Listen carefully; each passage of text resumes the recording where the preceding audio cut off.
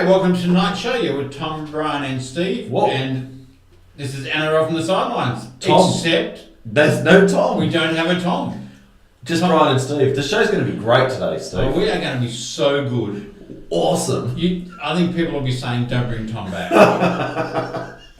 Well, let's stick him the boot in. He deserves it. He's away on holidays. It's just not fair. He shouldn't be away on holidays. Yeah. No, as we do every week, we're going to discuss NRL this week, and we're going to discuss the first round of the semi-finals. Tom, I wish you were with us, because I'm sure you'd have a lot to say about the Roosters game that was played on the weekend. And actually, maybe it's a good thing that he's not with us, because then he can't comment on Latrell Mitchell being cited and all those things. Anyway, let's get into it. But firstly, Brian, I have a question for you. Of course, go. Question without notice, of course. Question. This was a great weekend of football. The games were spectacular. Yes. I don't think there was a bad game in all of them, in any of them. Yes. No, I think they're all very, very good.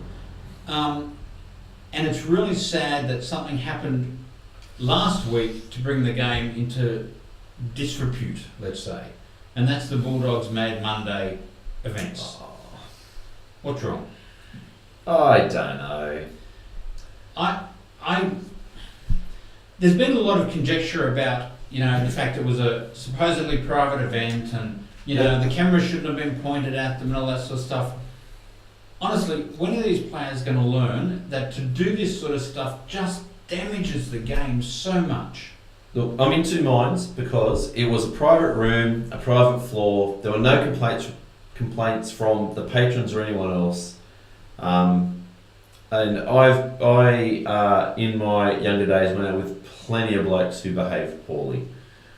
So I am in two minds. Yeah. That those pictures should never have been published. It wasn't a matter of them, partying on in the street or a park or a public place. But the argument of someone throwing up on the sidewalk, that's different. I understand the argument about it was a private venue. Yep. And cameras peering through windows and all that sort of stuff. But here you have players now throwing up on the sidewalk or falling asleep where they drop. Yep. I mean, honestly, that's just... I'm sorry, I've fallen asleep where I've dropped. I thought you didn't represent something like the NRL. No, these players do. I agree, and I think that it was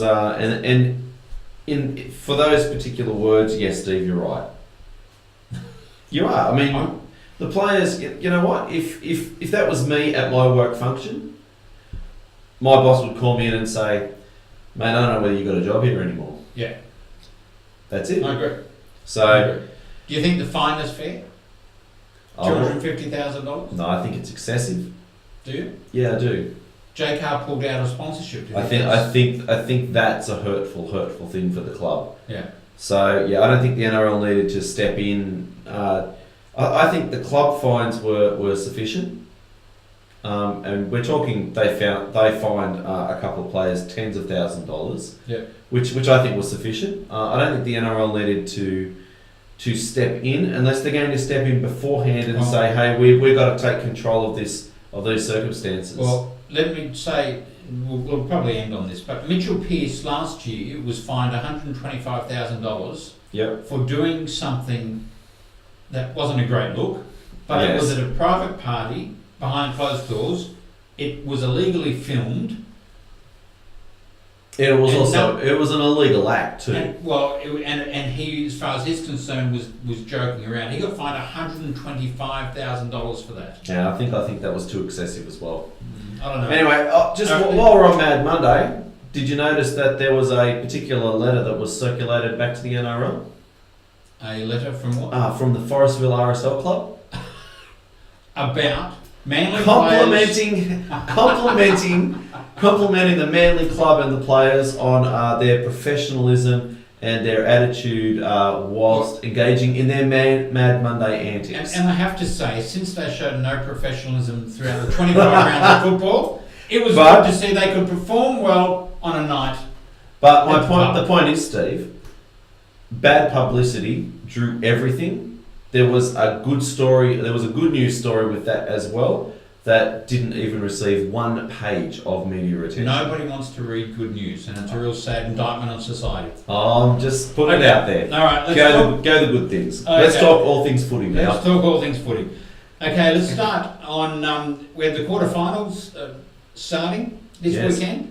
Some fabulous games, absolutely. Like I said, I don't think there was one game that I thought was poor. There was some that were more intense than others. Yep. But anyway, let's go on to it. So Melbourne Storm at Amy Park beat South Sydney Rabbitohs 29-28. How could you let them win? I'm devastated. How could you let them win? Sally thought they were going to get beaten as well. Of course. And I got to tell you, I am absolutely devastated. But you know what? The difference in the two teams was purely the experience of the players. Yeah. Through the week, the Telegraph had an article where they showed how much finals experience is in both teams. Yep. Melbourne, something like 176 final games. Yep. South, 36 or something or other. Yeah. And honestly, I think that was the deciding factor. You have a look at some of the players, they panicked. They either came out too hard, they made a wrong decision that they wouldn't normally make. Greg Inglis got caught out trying to tackle Billy Slater in absolute no man's land. Yeah, I mean, absolutely. it was almost like he went for the intercept, but there wasn't a ball to intercept. And so I think South panicked, and I think that's the difference between the two teams. Yeah, look, I'm probably inclined to agree with you, and that was the difference in a couple of the games. So there were. I actually thought Souths were on top for most of that game. Yeah, I agree. And when you talk about experience, there was one incident late in the game where deep kick by Souths. Addo Carr has fielded the ball and he's passed the ball to Billy Slater. And look, let me tell you, Cameron Smith threw about 45 forward passes in that game. Yeah, but none of them picked up except for this one. That ball from Addo Carr to Billy Slater was not forward and it was called back. And at that point, there are a lot of clubs and a lot of teams with that kind of intensity and pressure would have fallen apart. Yep. And Melbourne just kept going. Look, I mean, that was the difference. You're right. South scored a try after that, though. They scored a try about 2 or 3 tackles after that. But yes, that's right. They didn't hang their heads and they didn't give up, which was full credit to them. Now South had 81% completion. Their completions in the second half were actually a lot better than they were in the first half. They almost had 100% in the second half. Yep. They had 81% completion. Storm had 89%. Yep. There was 50% of possession all the way through. South missed a number of tackles, more than Melbourne did, and that was the thing. But I tell you what, it was end-to-end football. It was hard. Some of those tackles were incredibly hard. And it was intense. Oh, Greg Inglis got smashed in one tackle. Greg Inglis got chicken winged. Did you notice that? Yes, I did. And I wonder if that's going to be pulled up by the judiciary. No cause to answer. That's really sad because I thought he had a cause to answer. Of course he had his arm locked and while he was going down. Yeah. Yeah, you can't. I don't know, and that I think that inconsistency is where the fans get frustrated with the game. Yeah. Not that would have changed the game dramatically, but we're going to talk about an incident in a following game where there was a player cited, and it's going to dramatically impact their finals chances, I believe. And that was an incident that should have been picked up. I mean, every fan saw it and went, "Oh, jeez, that was nasty." Yeah, yeah. How do they get away? How does the NRL? I'm not blaming the players, but how does the NRL match committee sit down, review that, and go, "No cause to answer"? Well, the challenge with it is, if I remember rightly too, he didn't even get a penalty for it. No, there was nothing. If that was through the season, there would have been a penalty. Every game it's pulled up except for a semi. Now the other thing was, everyone's raving about the fact that the refs put the whistle in the pocket. But all of a sudden they're saying, well, hang on, there was a very skinny 10. There were players offside.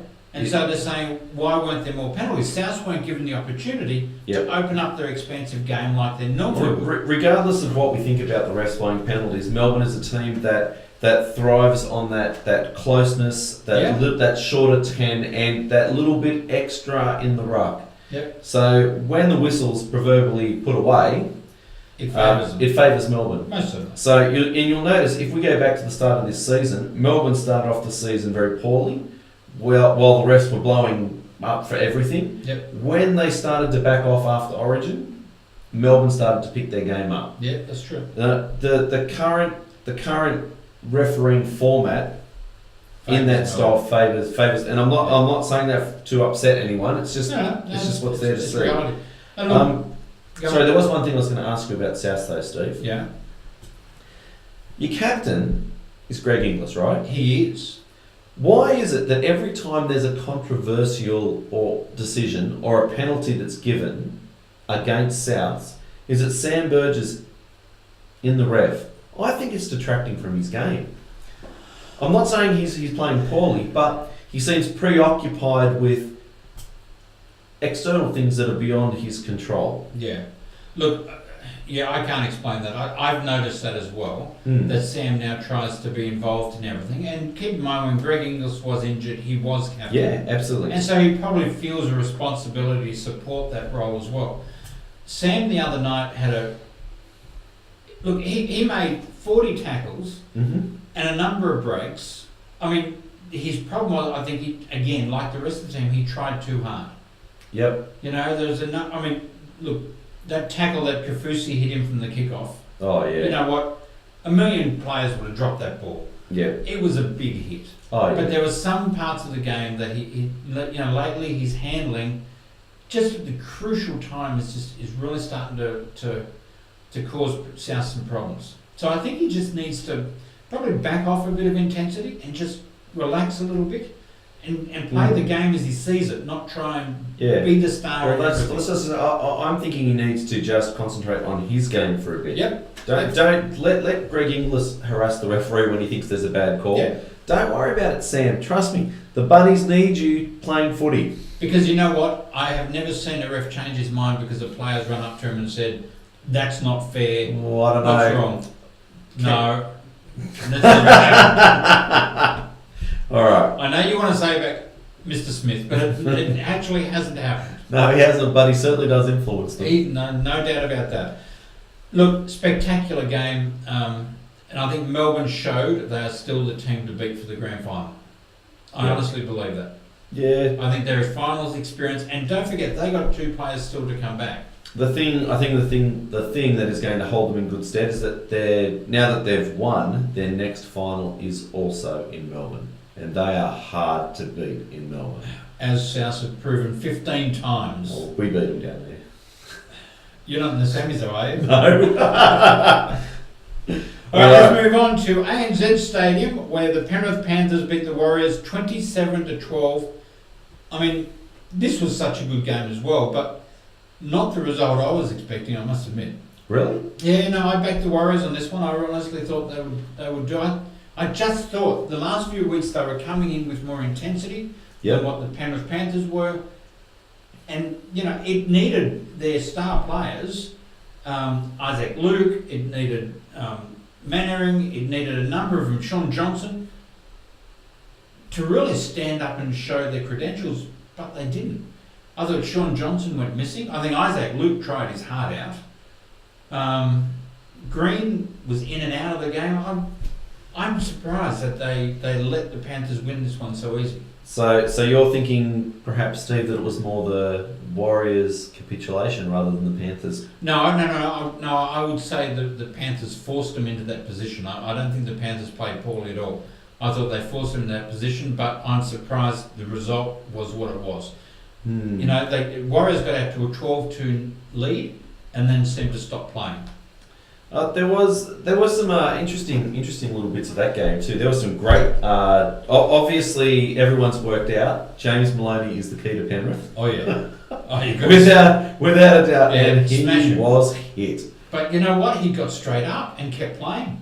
That had the Isaac Luke got him on one occasion, and I'm thinking he's still feeling it now. I know that Kafusi, Sam, Kafusi and Sam were at each other all night, but that hit on Maloney. Yeah, but you know what? Kafusi hit Sam front on. He got hit on the side, and look, it was a legal hit. Look, he probably came down a little bit on his shoulders as opposed to square. So it was probably worth a penalty. Although I don't think they got. No, they didn't. No, I think it actually went to the Warriors, and I still couldn't work out why. But that hit on you know, Yeah. they say after a game is when you really start to feel the pain, and you're right, I think he's still feeling the pain. Yeah, 2 days later. for That sure. was massive. Oh yeah, but I thought that was a great game. Interestingly, the Penrith team stood up, and Yeah. when you read through their team, they've got. It's funny because everyone's kind of writing them off. Yeah. But that team has, players that were they're just good. Like, you know, if Maloney and Kikau and what's his name, and who's their halfback? Forgot his name. Cleary. Cleary and Tyrone Peachy, these guys can fire and win games in a heartbeat. Oh yeah. It's just amazing the talent they've got. There's no doubt that the issue the last few weeks have been the coaching saga around the club. Yep. Yeah. But I think that has severely affected them, and they're finally starting to come out of that now and play the games that they were playing earlier in the year. Yep. You're right. Look, I'm not convinced they're going to go much further. I don't think they've got the team to win the grand final. But I tell you, I think they're going to make a huge dent. You know. You don't think they're going to go much further? No. I don't. What I said I don't think they're going to make the grand final. Ooh. I think they could potentially win their next game. I don't think they're going to win. Look, potentially they could though. Yeah. I mean, it's a great competition at the moment. It is. So we see the Warriors first to bow out of the competition. So there were 7 left. Yes. So we move on to Allianz Stadium, where the Roosters beat the Sharks 21-12.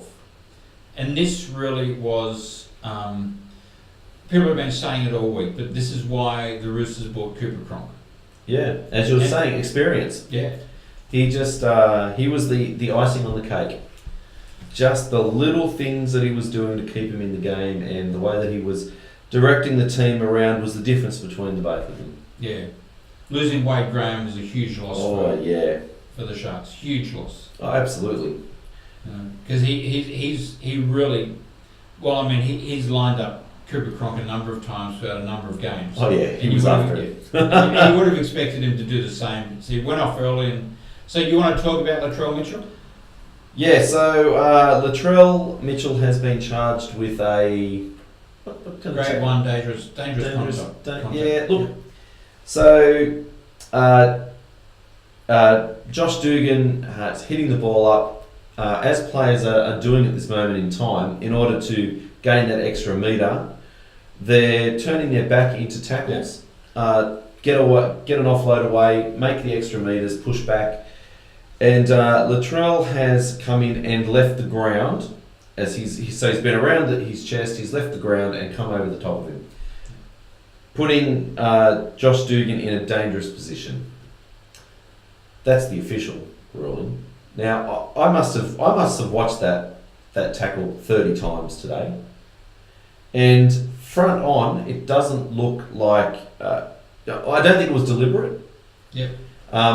It nearly looked like, and it's interesting because Latrell Mitchell's going to fight this. Which makes sense to me. Well, they're going to fight it because it's going to be a game either way. If he takes the early guilty plea, they'll lose a game. Yep. If he fights it, he'll only still lose a game. Yeah. So. Look, I think it was. I don't think it was deliberate. It wasn't. So a few weeks ago, Will Chambers was charged with the same kind of tackle. 3 weeks. And that looked worse and far more deliberate. This was a player who's backed into him and he's come over the top and he's pushed and I don't know, he's come off. Jared Hayne in that game also did. Yeah. Oh yeah. He backed into him as well. I think Will Chambers looked worse. In fact, if you read the paper, I think it was Gordon Tallis who was saying that he thought that one was worse than Will Chambers' one. No. So Gordy, please. Gordy. Yeah, ring us up, Gordon, and tell us what you think. Yeah, please do, because you're wrong again. Look, But you know what? About 10 minutes later, there was exactly the same tackle that wasn't even penalised. Yeah, look, and a number of people have made the comment that that the ref was going to play on until Josh Dugan didn't get up. Yep. And then he got the tip from the video ref to say, "Hey, hang on a second, this is not good." But yeah, I think from one angle, the front on angle, it didn't look bad. Looked at the side and he left the ground and it looked worse. Yeah. So I don't know how they're going to defend that. So talk about the Sharks for the moment. What did you think of the Sharks the other night? They nearly looked overawed. Yeah, they did. They were in it. It was scrappy, but they stayed in it and stayed in it and stayed in it. You're right. Wade Graham was a big loss. It was, but you've got the first game. So your South's Melbourne game. Either way, they were both in it. Yep. Now, there were times when you even thought the Warriors were going to come back against the Panthers. Yep. You just didn't get the same feeling with the Sharks. No. They were scrappy, but they didn't look like they were in it. Yeah. So, and that's despite them scoring the first try. Yeah. So I don't know. I think they've got some work to do. You know, it's interesting. The Roosters, 42 sets. You know how many they incompleted? 3. 93%. 93% completion rate. I mean, phenomenal. Against a team like the Sharks too. Who don't usually make mistakes and who just grind out a win. That's right. And it hurts to say something really nice about the Roosters, but I tell you what. Don't. No, I have to. Tom would be watching. I have to. Tom. Let me just say, they were impressive. Really? Yeah, I thought so. I said earlier that I think Melbourne are the team to beat, and I still believe that. But a 93% completion rate is pretty good. I just think it's spectacular. And when you look at, they missed 23 tackles. Melbourne missed more tackles in the South game than. Oh yeah, but the Roosters have been the best defensive team all year. So. I thought the Melbourne were, but okay.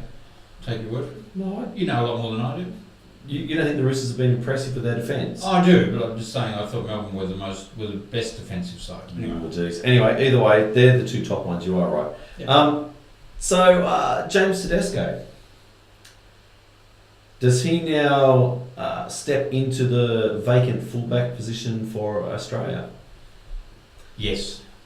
I don't think there's a better fullback going around at the moment, and I wouldn't have said that earlier in the year. Okay. Because I didn't think he was consistent. Well, that leads me to my next question. I was asked by one of our viewers today. Yes. So Brian. So I'm going to say, so Steve. Yes. Is James Tedesco worth the money that the Roosters paid for him now? Well. If he was playing for the Rabbitohs, yeah. What were they paying? $1 million? I don't know. It's a lot of money, though. Yeah. A lot of money. Look, I tell you what. They win the grand final. The answer is yes, because that's what they bought him for, as much as they bought Cooper Cronk. I think he's starting to show his quality now. I don't think he was doing it earlier in the year. I was hesitant that he was picked for State of Origin. I didn't think he should be. The other one they're talking about for fullback is Valentine Holmes, and I think. Well, he was outplayed. He was outplayed. I think Tedesco at the moment, the way he's playing, is a step ahead of Valentine Holmes. In fact, a couple of steps ahead. Yeah. Look. One of the things that probably has improved in Tedesco's game is that he's no longer an only child. He realises that he can pass the ball occasionally. Yes. I think he's still got a little bit more to go. Yeah. He comes in, sweeps around the wingers, and takes them on. He doesn't, draw a player in a pass. But I think he's probably a better player now than when he started, which is sad. Well, why don't we put it out to everybody go to our Facebook page, NRL from the Sidelines, and just tell us if you think that Tedesco is now worth the money that the Roosters are paying for him, and if you think he's the best fullback going around at the moment. You don't think he is? I do. Okay. I do. But you don't want him to be. I had a man crush on him last year. He went to the Roosters and I'm off him, but look, you know what? There's some really good fullbacks at the moment, and I think that he's edged ahead of the rest. So there you go. Okay. All right. So let's go on to the final game at Suncorp yesterday. Final game of the round. where another team bowed out, but not the one that everyone thought was going to bow out. I didn't think they'd bow out. Where the St George Illawarra Dragons beat the Brisbane Broncos 48-18. And you think this was a good game? Oh, fair enough. Look, it certainly didn't have the intensity that the South and Melbourne game had, but I thought St George were pretty good. Come on, Brisbane were in the game for about 15 minutes. Well, why is that St George's problem? Well, it's not, but it means that it wasn't a particularly great game. I enjoyed it. I liked it well, don't get me wrong. Like, I've picked the Dragons and I just thought that... Tell me, why did you do that? Did you just do that just to spoil, or did you actually think they were going to win? No, you know what? I was thinking about it. During the week. The reason I picked Souths to beat Melbourne was because the team looks harmonious. Yep. And Sam and Greg Inglis have just re-signed, and I thought that harmony would get them over the line. Well, hang on, you can't take the same to St George. No, but I was just running through my thought process, and then I thought about the experience of the Storm. Yeah. And I tell you, about a minute after kick-off, I wanted to pick the Storm. And so when I was having a look at the Broncos Dragons game, yeah, you know, on paper, the Broncos look better. Without doubt. You read through those teams, but then I started to think about the experience of these players. You know, DeBellin, Tarek Sims, James Graham, even though he didn't last. Yeah. Gareth Widdop, Hunt. They're all players who have played State of Origin or for their country. True. And as I looked at that, I went, you know what? I know it's a bit of a roughie, but you know the Dragons are coming off 2 wins. Yeah. Admittedly, not against strong opposition, but they put the Tigers away when the Tigers had everything to play for at Leichhardt, and then they put Newcastle away on Old Boys Day in Newcastle. Yep. I thought, you know what? I think it's worth a shot. So there you go. Well, I tell you what, I didn't get anywhere near that. I picked one winner this weekend. Really? One. Your team let me down. I would have had a perfect round. And they only lost by 1 point. So what happened with the Broncos? Honestly, they were poor. They were extreme in a game that everybody thought they were going to win. Yep. And a 68% completion rate. I think, for me personally, I think it comes down to attitude. They're a bunch of young blokes. Yep. They go out and they've done it numerous times in the year too, where they've come out with their game plan to throw the ball around and it's worked, and they've got ahead, and give them an even share of possession, they manage to score and they stay in the game. But when things start to go wrong, when a team does what the Dragons did and can break a couple of tackles, get the ball out a bit wider, the Broncos have had trouble all year. I mean, they struggled to beat that. They lost to Manly at Suncorp in the first time they played, round 7 was it? Yeah. Manly played exactly the same as Brisbane did then. Straight up the middle, out wide. Straight up the middle, out wide. Brisbane, I don't know. It's just it's a mindset thing. It's not like the Storm would not have let that happen. Corbin Sims. Yes, been on fire for the last 6 weeks and had the worst game of his career. He did some crazy stuff. I mean, it was like, he was a man on a mission, but he went too far. Yeah. Some of those tackles, his reaction to that, I don't know what it was, but he was against his brother Tarek, and Tarek smashed him. He scored 2 tries straight through, straight over the top. Well, he scored 3 tries three altogether. Yeah. Look, I rate Corbin Sims. I really like the guy, but that was just he just had a really bad game. It was a shocker. He's gonna, and ironically, he's going to the Dragons next year, so I think that's quite amusing. I think he might need to apologise to a few players first before he gets there. He was an angry man. Was it Corbin that ran over the top into James Graham and just about killed him? Yes. That's phenomenal, considering James Graham's a monster. That's hard to do. Early in the year, Yep. Sam Burgess gets suspended for 3 weeks for raising his arm, Yep. going in, holding the ball, Oh, And he got no, hits on it. no, Same thing happened to James Graham, and no one has said a word. Yeah, Corbin Sims got 2 weeks. Well, not that I've heard. Yeah, suspended for 2 weeks. Oh, that's good then. Okay, I'll move on. I'm happy. Alright. No, all I want is consistency. Yeah, look, Nobody even brought that up the other night on the game. no, they didn't. Look, I thought, look, that was a really physical, hard game. 2 players off concussed, Yeah. not to return. Well, that's right. And the Dragons did it without Widdop in the second half. Late in the second half. Well, late in the Well, second half. But at that point, they started to come back. They all of a sudden scored 2 tries in a few minutes. So What was it? James Graham lasted 20 odd minutes. Yep. You know, and when you've already lost Paul Vaughan, that's a big blow. yeah. So I just, you know, once James Graham went off, I actually thought, oh, wish I could flip my tip. All right. I'm going to ask you a question. Now, this question is from Tom. From Tom, our Tom. Our Tom. Oh, our Tom. Hello, Who, Tom. by the way, has been enjoying himself at Disneyland.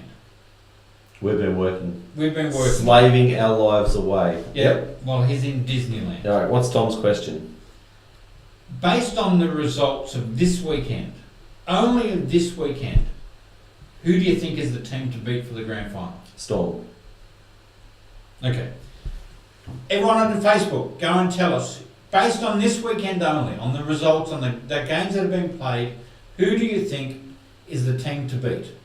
We'll ask that question every week. Why didn't we say the Dragons? They won by 30 points.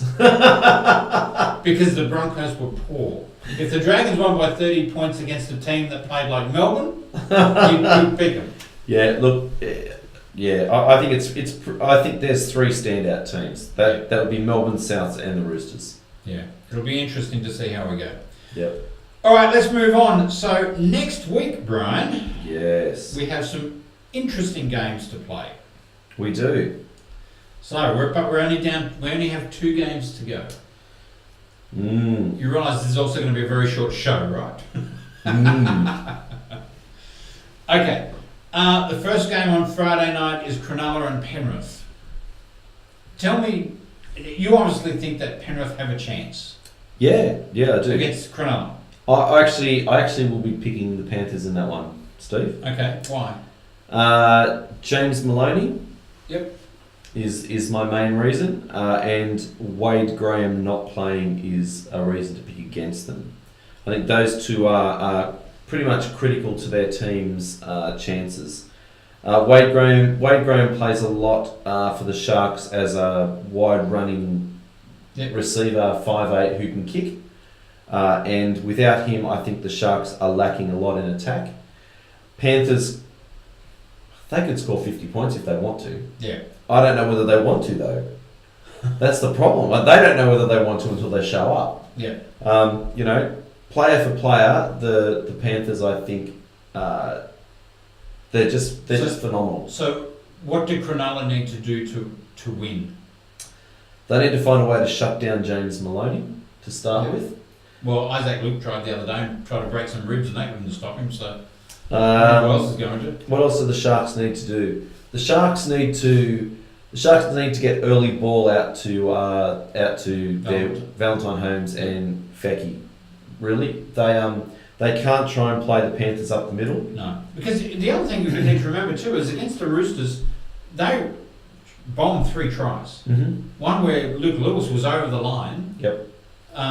Where Fecky dropped the ball. Yep. Over the back of his head. Yep. And one other one I can't remember how it went. But on the sideline, a foot, an inch in it. Yes. Things like that. Yeah. Just those little things that cost them 3 tries. Absolutely. I'm still on the Panthers for this one. Look, if the Sharks can manage to play it properly, I say properly because the Sharks have a tendency to go up the middle. They've got Fafita and Gallen and Lewis and a great big mobile forward pack. Yep. And they try and beat teams through the middle. I don't think they're going to do that with the Panthers. They've got to try and run around them. I don't know whether that'll work. Yeah. That's just my thoughts. It's going to be interesting because I'm going to say I'm leaning towards Cronulla only because they're more consistent.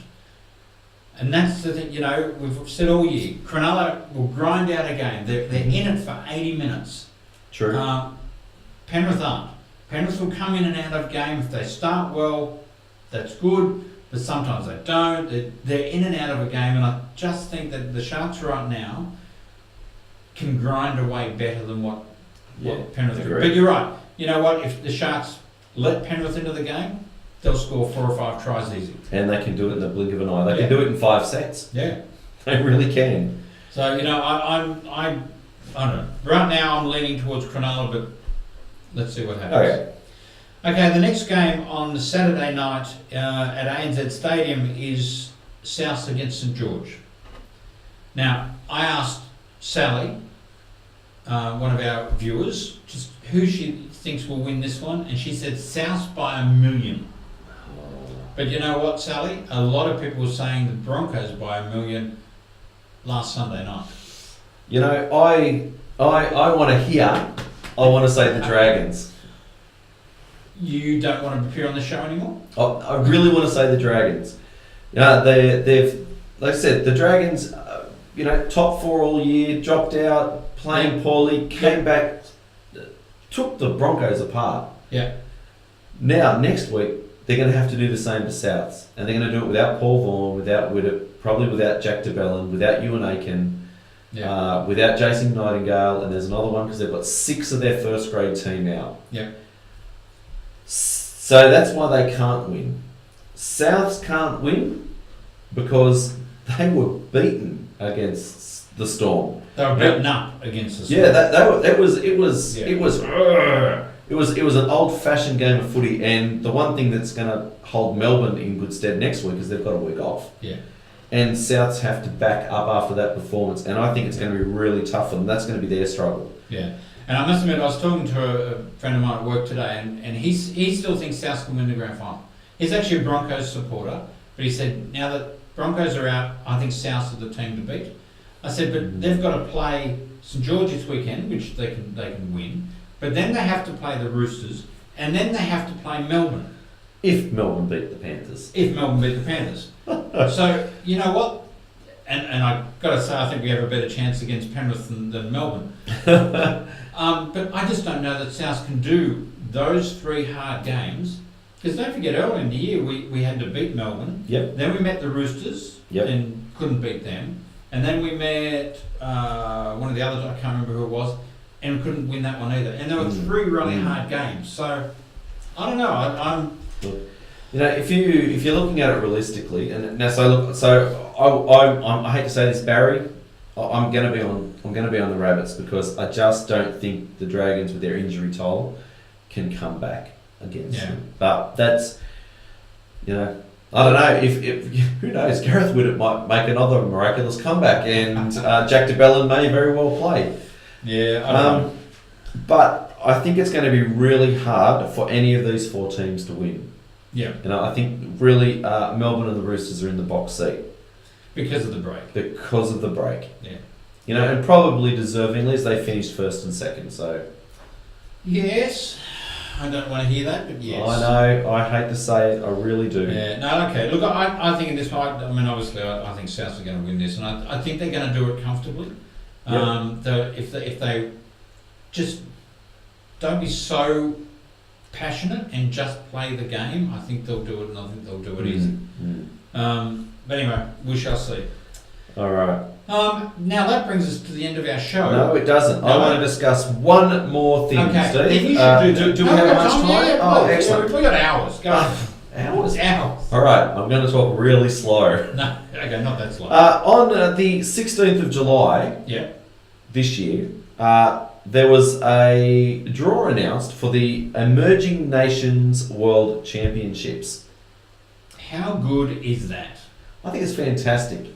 You know, a lot of the time, look, rugby league apparently gets left behind and in the shadow of, you know, soccer and rugby union and all those other sports. Yep. So we all know that the big powerhouses are Australia, England, New Zealand, and Tonga. We know that there's a disparity in between the top teams and the rest. I love the fact that Malta, Philippines, Niue, Hungary, Greece, Vanuatu, Japan, Solomon Islands, Hong Kong, Poland, and Turkey. That's just phenomenal. I think that's awesome. So teams like Hungary, Poland, Yes. Japan, Yes. who you would never have thought could even put a team together, Yes. considering when you look at Australia, New Zealand, Tonga, England, even to a certain extent, New Guinea, and some of those, Lebanon, Yep. most of those players actually come out of the NRL scene. Yep. Or, either through the top grade or through, in some cases, through the New South Wales competition. Yep. Yeah. Have we got that many Polish players, Well, and Hungary players, and Japanese players? I don't think that's the point of this comp, though. No, I don't think it is either. The thing is, Greece, for example, I only pick Greece because I know, don't ask me how, because but Greece have had a national rugby league competition playing in Greece for the last 12 years. Really? Yes. Okay. I think that is phenomenal. I think it's fabulous. That just blows me away. And for anyone out there who is interested, Monday the 1st of October, there's 3 matches in Windsor. Thursday the 4th, there's 4 matches at St Mary's. And then on Sunday the 7th, there's a whole bunch of matches at Cabramatta. I think I'll be heading off. We should go. I will. I'm going to. So if we go to Windsor, who are we going to see? If we go to Windsor, we're going to see Malta versus the Philippines. Okay. We're going to see the Solomon Islands versus Turkey, and we're going to see Hungary versus Greece. I'm pumped. I'm pumped. I'm So boss, I'm going to be sick on Monday the 1st. Monday, did you say? Yes. It's a Monday. Monday? Oh, No, it's public holiday Monday. Is it? Yeah, that's a long weekend. Ooh. So you're going to be sick on the Tuesday because you would have partied too much on the Monday? I'm not partying in Hungary and Greece. So yeah, no, I think that's, they say our game is dominated by Australia, and it certainly is. But I think this is a sensational. And that's I think something everyone should get behind. Absolutely. Yeah. So if you're out there and you're listening, try and make it to one of these games. So pack out Windsor. Pack out Windsor. Windsor Stadium. Home of the mighty Wolves. Home of the mighty Wolves. That's right. All right. Do you have anything else you want to add before we go? No, just that I'm really enjoying the final series and can't wait to next year. Tom, we miss you. Do we? Tom, I miss you, but we're going to miss him actually because we won't have a show next week. I know. How's this, listeners? Tom's holidaying and Steve's holidaying, and I'm here alone. No, Steve is not holidaying. Steve is working. Steve has bills to pay and has to go and work somewhere. Tom is holidaying. Steve, are you working in the country? That's an irrelevant. Nothing to do with it. I work hard whether I'm in the country or out of the country. Steve's going to be partying hard. So viewers, I'm sorry. I feel like Paul Hogan there for a minute. Viewers, we won't have a show next week, but we will put something, I think, on Facebook. Brian's going to put a poll on Facebook about some of the games on the weekend. Yeah. We'll discuss that. Not who's the most attractive? We'll both lose. Not the Tom. We'll get a vote for Adam here. All right. So we'll do something. Yeah. So there won't be a show next week. It's silly to try and do this with one person because you try and make the other one laugh, and that's just not going to happen. Switch seats a couple of times. I don't know. You change funny hats. Yeah. All right. Yeah. No show next week. Okay, no show next week, but there will be the week after. We will touch base with you on Facebook, so please stay tuned to our Facebook page. And thank you all for watching. We'll do this again in 2 weeks' time, and we'll see you all then. Goodbye. See ya.